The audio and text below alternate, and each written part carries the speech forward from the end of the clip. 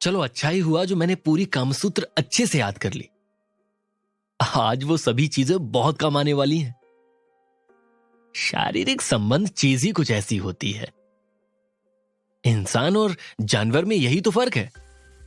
जानवर इंटरकोर्स या यौन संबंध सिर्फ शारीरिक सुख के लिए बनाता है, लेकिन एक इंसान के लिए ये सब चीजें शारीरिक संबंध से ज्यादा होती हैं। दो इंसान जब एक दूसरे के करीब आते हैं तो सिर्फ तन का नहीं, मन का भी रिश्ता बनाते हैं। जानवर इंटरकोर्स सिर्फ अपनी तादाद बढ़ाने के लिए करता है, लेकिन एक इंसान को आत्मा का मिलन करके चरम सुख और आनंद की प्राप्ति होती है। इन्हीं सब बातों के बारे में सोचते हुए वीरेंद्र ने धीरे से कमरे का दरवाजा खोला। अपनी आंखों के सामने का नजारा देख वीरेंद्र की आंखें फटी की फटी रह गईं और मुंह खुला का खुला। वीरेंद्र की दुल्हन ठीक उसके सामने बिस्तर पर फूलों से सजी हुई सुहागरात की सेज पर घूंघट डाले बैठी थी। उसके सफेद दूधिया बदन पर सुहाग का लाल जोड़ा बहुत ही फब रहा था। घूंघट की आड़ से सिर्फ दुल्हन के सुर्ख लाल होठ नजर आ रहे थे। उसके होठ गुलाब की पंखुड़ियों जैसे मुलायम और लाल थे। वीरेंद्र ने एक लंबी सांस ली और अपना गला साफ करते हुए अपनी दुल्हन के करीब जाकर बैठ गया। दुल्हन के सुर्ख लाल होठ और दूध जैसी सफेद त्वचा वीरेंद्र को अपनी ओर आकर्षित कर रही थी और अब उससे कंट्रोल नहीं हो रहा था। तभी उसने हड़बड़ाहट में आकर फौरन अपनी दुल्हन को अपने गले से लगा लिया। गले लगाते वक्त वीरेंद्र ने एक लंबी सांस भर के दुल्हन के गजरे में से आ रही खुशबू को अपने अंदर समा लिया। धीरे धीरे करके वीरेंद्र अपनी दुल्हन के कंधे चूमने लगा। उसकी दुल्हन भी इस वक्त मानो उसका साथ दे रही थी। अचानक से उसकी सांसें भारी हो गईं और वो वीरेंद्र की छुअन का एहसास अपने जिस्म के रोम रोम में महसूस करने लगी। उसके हाथ को चूमते चूमते वीरेंद्र उसकी बाजू तक आ गया। अपनी दुल्हन के हाथ पर चूमते हुए उसके हाथ से वो अपने ही गालों को सहलाने लगा। वीरेंद्र अपनी दुल्हन के और करीब आकर उसके हाथों से उसकी रुई जैसी त्वचा को, उसकी कमर को सहलाने लगा। तभी वीरेंद्र की नजर दुल्हन की कमर पर मौजूद काले तिल पर गई। गोरी चमड़ी पर छोटा सा काला तिल अलग से ही चमक रहा था और वीरेंद्र को अपनी ओर आकर्षित कर रहा था। वो अपने आप को रोक ही नहीं पा रहा था।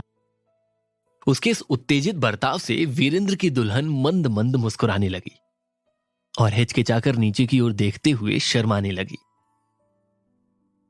वीरेंद्र एकदम झेप गया और उसने मन में अपने आप से कहा, रुक जा वीरेंद्र, ये तू क्या कर रहा है? तूने तो अभी तक इसका घूंघट तक नहीं उठाया और अभी से ही तेरे पूरे बदन में करंट सा दौड़ गया। कहीं ऐसा ना हो कि तेरे उतावलेपन से पूरा गेम खराब हो जाए और तू इसको इतना ऑकवर्ड कर दे कि घूंघट उठाने के बाद इससे नजर भी ना मिला पाए। थोड़ा काबू कर अपने ऊपर वीरेंद्र, थोड़ा काबू कर।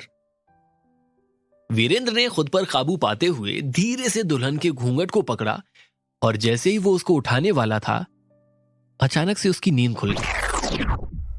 वीरेंद्र एक बुरे झटके के साथ अपने बिस्तर से उठा और अपनी नजरें इधर उधर घुमाकर आसपास का माहौल देखा। अभी भी रात थी। सत्यानाश!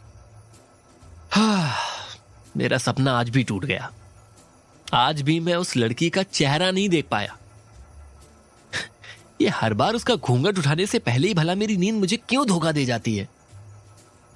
मेरी तो किस्मत ही खराब है, वीरेंद्र ने गुस्से में कहा। हमेशा की तरह खुद को लंगड़ा आश्रम के एक छोटे से कमरे में पाकर वीरेंद्र का मूड खराब हो चुका था।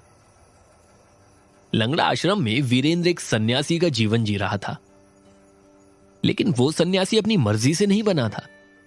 20 साल पहले लंगड़ा आश्रम के मालिक जगत गुरु लावारिस वीरेंद्र को जंगल से उठाकर इस आश्रम में लाए थे। इसके बाद जगत गुरु ने उसे पाल पोस कर बड़ा किया।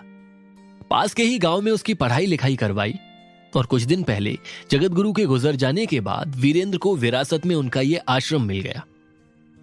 जगत गुरु एक पैर से लंगड़े थे, इसीलिए उनके नाम पर हिमालय के एक पहाड़ का नाम लंगड़ा पहाड़ रख दिया गया था। और उसी नाम पर उनके आश्रम का नाम भी तब से लंगड़ा आश्रम पड़ गया। ये मेरे साथ ऐसा क्यों हो रहा है? मैं एक सन्यासी नहीं बनना चाहता, मैं एक संसारी आदमी बनना चाहता हूं। मैं भी एक संसारी आदमी की तरह शादी करना चाहता हूं, बच्चे पैदा करना चाहता हूं और अपनी मनमर्जी का काम करना चाहता हूं। मुझे ये सादा जीवन अब और नहीं जीना। मुझे भी अपना परिवार चाहिए और परिवार का सुख चाहिए। वीरेंद्र चिल्ला चिल्लाकर आश्रम की दीवारों से अपनी दिली तमन्ना बयान करने लगा। तभी अचानक आश्रम के हॉल में लगी एक बड़ी सी सांप वाली मूर्ति में से फुफकारने की आवाज सुनाई देने लगी।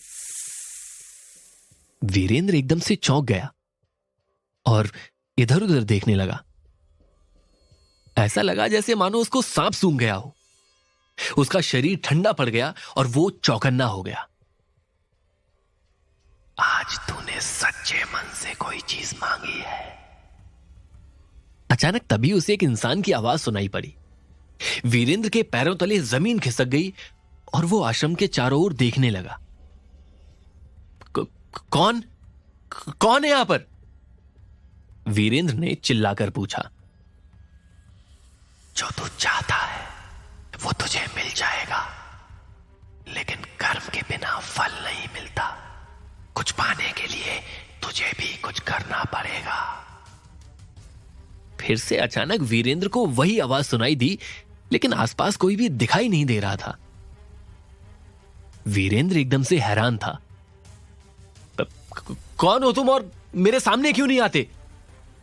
कहां छुपे हुए हो तुम? उसने जोर से दोबारा पूछा। फिर परेशान होकर अपने आप से कहा, किसकी आवाज हो सकती है ये?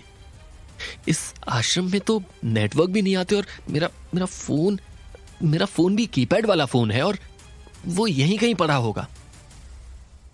तो फिर आखिर ये किसकी आवाज है? तभी अचानक आश्रम में लगी हुई नागराज की मूर्ति में बने हुए सांप के फन हिलने लगे। ये देखकर वीरेंद्र एकदम से दंग रह गया। घबरा मत और मेरी बात को गौर से सुन। जो तुझे चाहिए वो मैं तुझे दे सकता हूं, लेकिन उसके बदले तुझे भी मेरे लिए कुछ करना पड़ेगा। सांप की हिलती हुई मूर्ति ने कहा। वीरेंद्र को अपनी आंखों पर विश्वास नहीं हो रहा था। अपनी जिंदगी में आज तक उसने अपने सामने कभी भी ऐसी घटना होते हुए नहीं देखी थी। बचपन से आज तक जो मूर्ति उसके सामने कभी हिली डुली भी नहीं, आज वो साक्षात उससे बात कर रही थी। वीरेंद्र ने हिम्मत जुटाई और हाथ जोड़कर उस मूर्ति के करीब आ गया। कौन हो तुम और क्या चाहते हो मुझसे? और तुम मेरी मनोकामना कैसे पूरी कर सकते हो? इस बात से फर्क नहीं पड़ता कि मैं कौन हूं, लेकिन एक चीज जरूर है, मैं वो हूं जो तेरी मुराद पूरी कर सकता है। लेकिन सन्यासी से संसारी आदमी बनने के लिए तुझे मेरे आगे 10 लाख रुपए की भेंट चढ़ानी होगी। लेकिन एक बात याद रहे, ये भेंट सिर्फ और सिर्फ आश्रम के द्वारा ही कमाई जानी चाहिए। उसके अलावा तुझे 10,000 पुण्य भी कमाने होंगे अच्छा काम करके। क्या 10 लाख रुपए? वीरेंद्र ने एकदम चौंक कर कहा। लेकिन मैं इतने सारे पैसे कहां से लेकर आऊंगा और आश्रम की कमाई कैसे हो पाएगी? इस आश्रम की तो हालत भी बहुत खराब हो रखी है। अगर मैं कहीं मेहनत मजदूरी भी करूं तब भी इतने पैसे जमा करते करते मेरी पूरी उम्र निकल जाएगी। मूर्ति के सामने हैरानी से वीरेंद्र बोला। तभी मूर्ति ने उसे जवाब दिया, आश्रम की कमाई तब होगी जब यहां लोग आएंगे, और यहां लोग तब आएंगे जब यह आश्रम मशहूर होगा, और यह आश्रम मशहूर तब होगा जब तू एक सच्चा सन्यासी बनेगा। अगर तूने ऐसा नहीं किया तो तू जिंदगी भर के लिए नपुंसक बन जाएगा। ये सुनकर वीरेंद्र के होश उड़ गए। अबे गधे उल्लू के पट्टे, मैंने तो अभी तेरी इस डील के लिए हां भी नहीं कहा है, तो फिर तू ऐसे कैसे मुझे सन्यासी गाली नहीं देते? मोती ने वीरेंद्र को डांटते हुए कहा, तुझे एक अच्छा सन्यासी बनना होगा, अच्छा संसारी आदमी बन सकता है, तेरी सुंदर सी पत्नी और प्यारे प्यारे बच्चे हो सकते हैं, लेकिन तेरे पास सिर्फ 1 साल का वक्त है। एक अच्छा सन्यासी बनकर 10 लाख रुपए जमा कर और संसारी आदमी बनने की अपनी मुराद पूरी कर ले।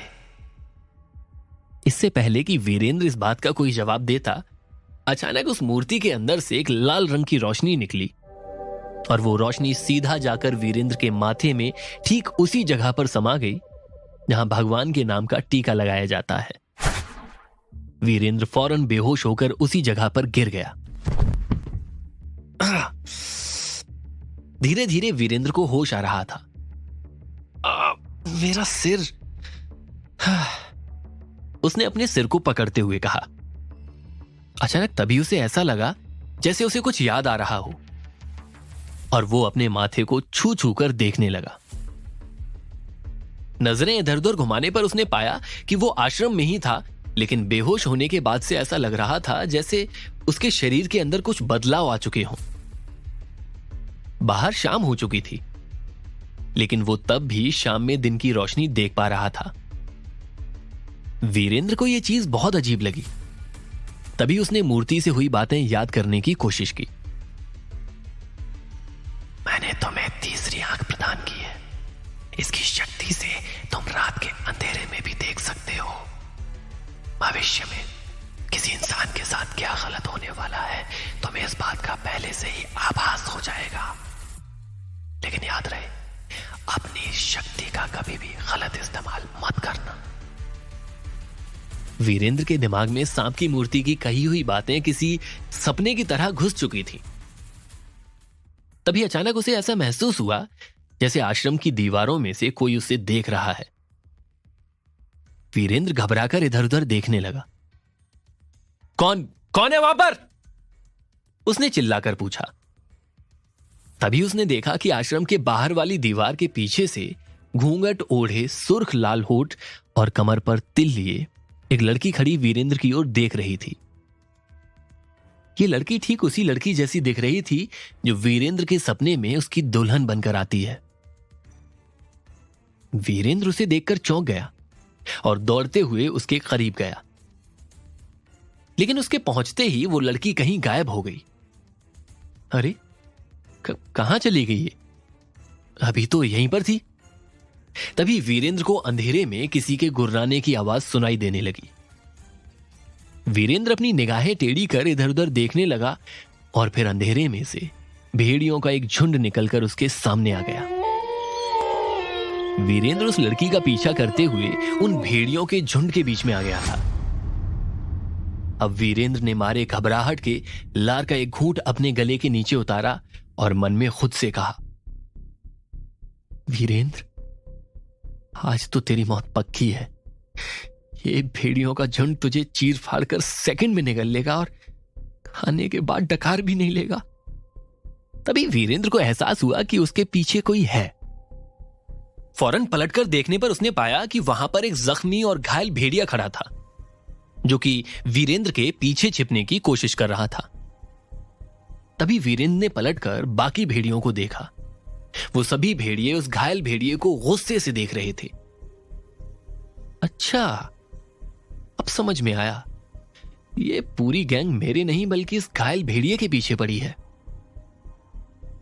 उस घायल भेड़िए के मुंह से खून टपक रहा था, जिसकी वजह से उसके होठ एकदम सुर्ख लाल हो रहे थे, ठीक उसी लड़की की तरह जो वीरेंद्र के सपने में दुल्हन बनकर आती है। तभी भेड़ियों का गैंग गुर्रा कर वीरेंद्र को उस घायल भेड़िए के सामने से हटने के लिए कहने लगा। भेड़ियों की बातें समझ पाने से वीरेंद्र और भी चौंक गया। ऐसा कैसे हो सकता है? मुझे इन जानवरों की बात कैसे समझ में आ रही है? तभी वीरेंद्र ने अपने माथे को छूते हुए कहा, ओह, हो सकता है ये सब इस तीसरी आंख के जागृत होने का असर हो। तभी वीरेंद्र ने नजर घुमाकर अपने आसपास देखा। उसकी नजर एक पेड़ के मोटे से तने के टुकड़े पर पड़ी। वीरेंद्र ने फौरन वो टुकड़ा उठा लिया और भेड़ियों को डराते हुए कहा, जाओ यहां से तुम सब, वरना अच्छा नहीं होगा। ऐसा करने पर भेड़िए भी डर गए और फौरन वहां से भाग खड़े हुए।